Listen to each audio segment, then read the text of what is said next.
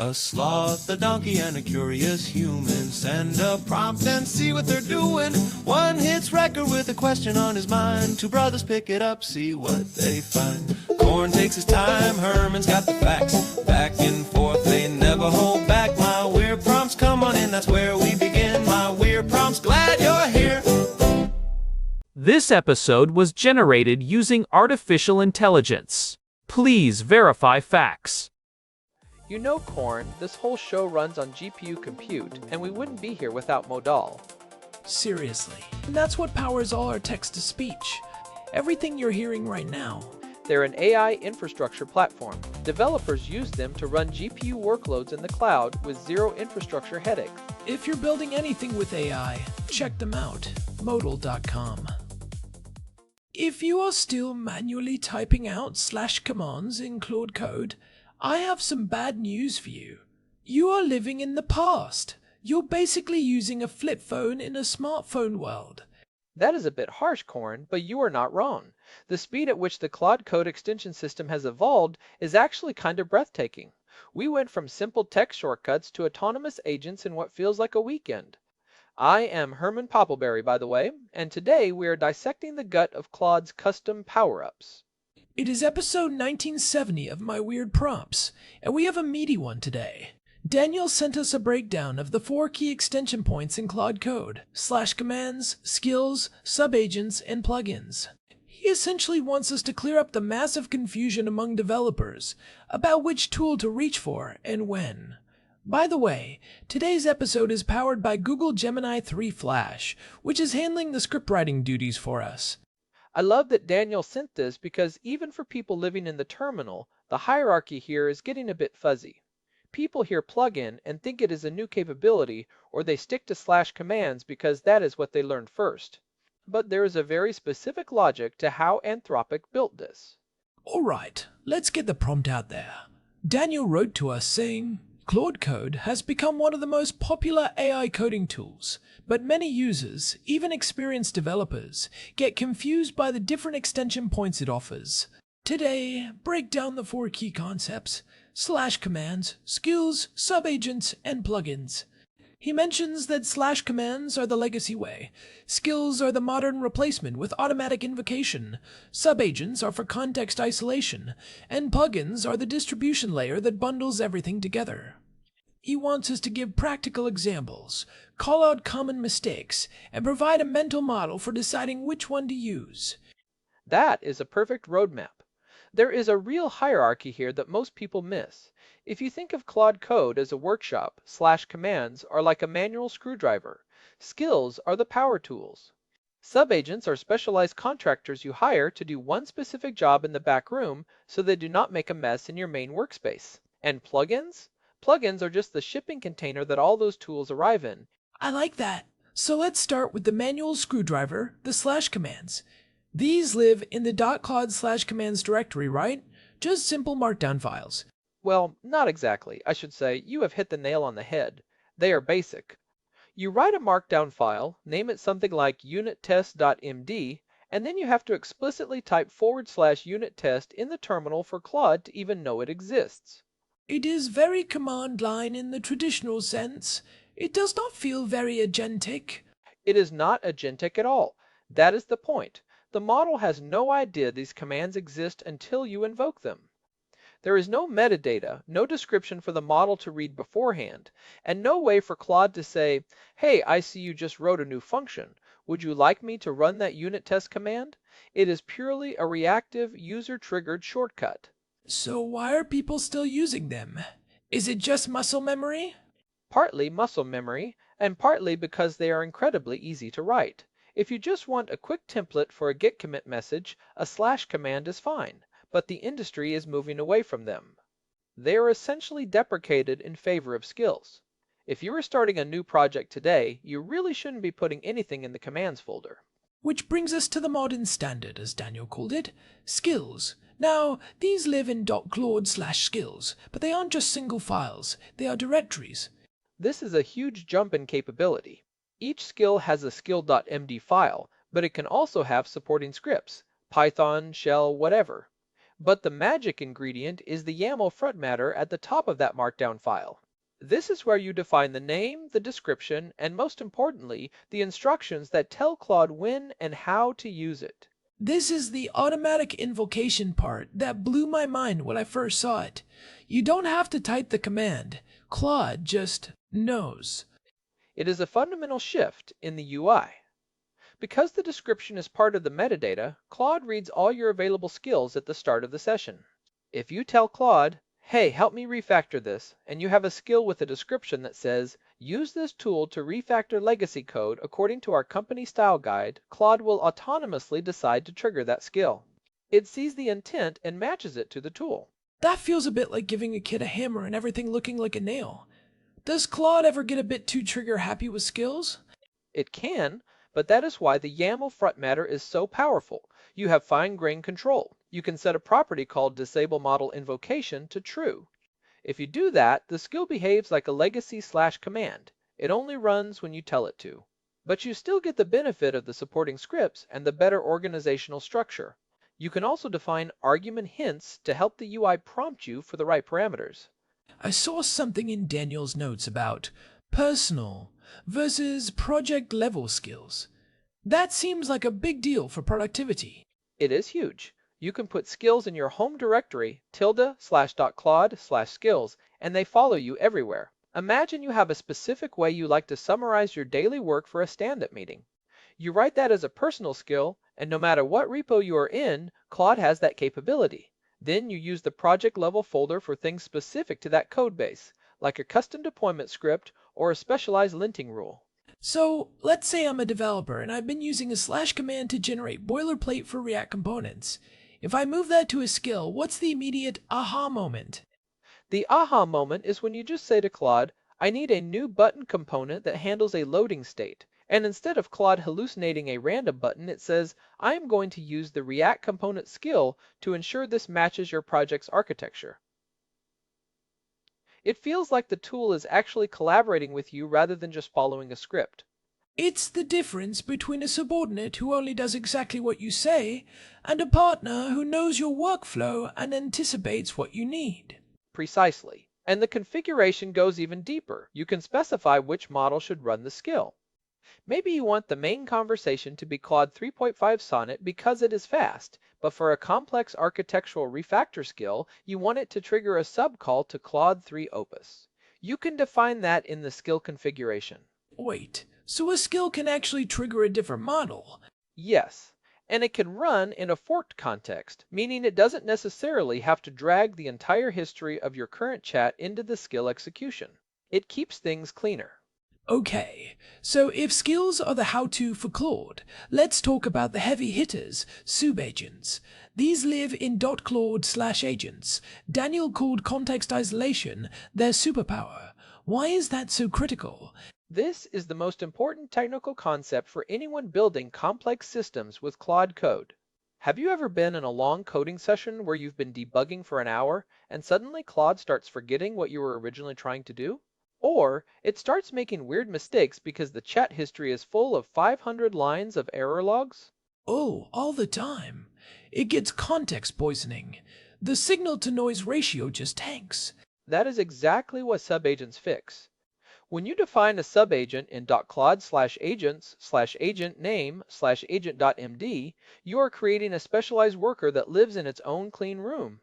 When Claude delegates a task to that subagent, the subagent gets a fresh context window. All the messy exploration, the intermediate file reads, the logs, all of that stays inside the agent session. So it's like if I'm building a house, and I tell my lead contractor, go figure out why the plumbing is leaking in the basement. The contractor goes down there, takes a bunch of measurements, talks to 3 different specialists, and then comes back and just tells me, we need a new 3/4-inch pipe. I don't need to hear the hour-long conversation he had with the plumber. That is a perfect way to put it. The main conversation stays high level and focused on the goal. The subagent does the dirty work of digging through files and logs. And just like skills, Claude can invoke these automatically. If you have a security auditor agent and you ask Claude to check this PR for vulnerabilities, Claude identifies the intent, sees the agent description, and spins up that specialized worker. And these can run in parallel, right? Yes, you could have one subagent refactoring a module, another one writing unit tests for it, and a third one updating the documentation. They all run simultaneously in their own isolated bubbles. It's multi-threading for AI agents. That sounds like a recipe for using up a lot of tokens very quickly. It can be, but it is actually more efficient in the long run. Because the context windows are smaller and more focused, the models are less likely to hallucinate or make mistakes that require 3 more prompts to fix. You are paying for precision. Plus, you can restrict the tools an agent has access to. You might give an auditor agent permission to read every file in the repo, but strictly forbid it from using the write file tool. It's a security sandbox as much as a context sandbox. I can see developers getting confused here. When do I make a testing skill versus a testing agent? They sound similar. This is the core of the mental model. A skill is a capability. It is a tool in your belt. You use a skill for a discrete, well-defined action that you want Claude to be able to do. Generate a unit test for this file is a skill. It's a tool. And an agent is a crawl. Right. You reach for an agent when the task is open-ended, complex, or requires a lot of thinking that would clutter up your main chat. If you say, review this entire code base and find every place where we aren't handling database connection errors properly, that is a role. That is a job for an agent. It needs focus. It needs to look at dozens of files, and it shouldn't be bothering you with every single file it reads. So, skill tool. Agent's contractor. Use a skill when you want Claude to have a new ability. Use an agent when you want to delegate a complex responsibility. Okay, so we've got our tools and our contractors. Now we have the fourth piece, plugins. Daniel says these are a distribution layer. This sounds like the part that makes Claude Code actually shareable across a team. Right. A plugin isn't a new technical capability in terms of how the AI thinks. It is a shipping container. A plugin is a folder with a .claude plugin/plugin.json manifest file. Inside that container, you could bundle everything we just talked about: multiple skills, multiple agents, Git hooks, and even MCP, Model Context Protocol servers. So, if I build a really cool suite of tools for working with, say, a specific AWS stack, I don't have to tell my teammates to copy-paste 3 different folders into their .claude directory. I just give them the plugin. Precisely. And the manifest file handles the versioning and the author info. But the most important technical feature of plugins is namespacing. If you have a skill called deploy, and I have a skill called deploy, and we both try to use them in the same project, we have a conflict. The classic naming collision. Plugins solve this. When a plugin is installed, its tools are prefixed with the plugin name, so it becomes /oz helper:\deploy. It keeps the environment clean even when you're pulling in tools from 5 different sources. I'm curious about the hooks part Daniel mentioned. What are those doing in a plugin? Hooks are scripts that trigger on specific events. Think of them like Git hooks, but for your AI assistant. You can have a pre-commit hook that runs a specific linter skill every time you try to commit code, or a post-install hook that sets up the environment. It allows the plugin to be more than just a collection of tools. It can actually integrate with the lifecycle of your development process. This really paints a picture of Claude Code moving from a chatbot in a terminal to a full-blown agentic operating system. That is exactly what Anthropic is building. They are building a platform where the user interface is increasingly autonomous. The goal is that you shouldn't have to manage the AI. The AI should have the right tools and the right staff to manage the project for you. So let's talk about the common mistakes. Daniel mentioned people are still stuck in the /command habit. Why is that a problem? Is it just that they're missing out on the proactive help, or is there more to it? It is the proactivity, but it is also the lack of structure. When you use a /command, you are limited to what you can fit in a markdown file. You can't easily reference external scripts or maintain a library of examples for the model to follow. Skills allow for a much richer developer experience for the person writing the tool. It's the difference between writing a quick bash alias and writing a proper CLI tool. That is a great analogy. The bash alias is the /command. It's quick, it works, but it's fragile and hard to share. The skill is the CLI tool. It has documentation, it has structure, it has parameters. What about the subagent mistakes? I bet people are trying to use subagents for things that should just be simple skills. Oh, definitely. People get excited about the isolation and start making an agent for everything. But remember, every time you spin up an agent, you are starting a new session. There is overhead there both in terms of time and cost. If you just need a quick regex explanation, you don't need a regex expert agent. A simple skill or even just asking Claude directly is better. It's about matching the weight of the tool to the weight of the task. Precisely. If the task requires more than, say, 5 or 10 steps of exploration, or if it involves reading more than a dozen files, that is when you start thinking about an agent. If it is a single-shot transformation of text, keep it as a skill. I think the most interesting part of this hierarchy is how it all ladders up. You start with a skill to solve a personal pain point. You realize it is part of a larger workflow, so you build an agent to handle the whole role. Then you realize your whole team needs this, so you package it all into a plugin. It's a very natural evolution, and what I find fascinating is how this changes the skill set of a developer. We used to talk about prompt engineering as just writing better instructions in a chat box. Now, prompt engineering is actually becoming systems engineering. You are designing a multi-agent system with specialized tools, isolated context, and automated triggers.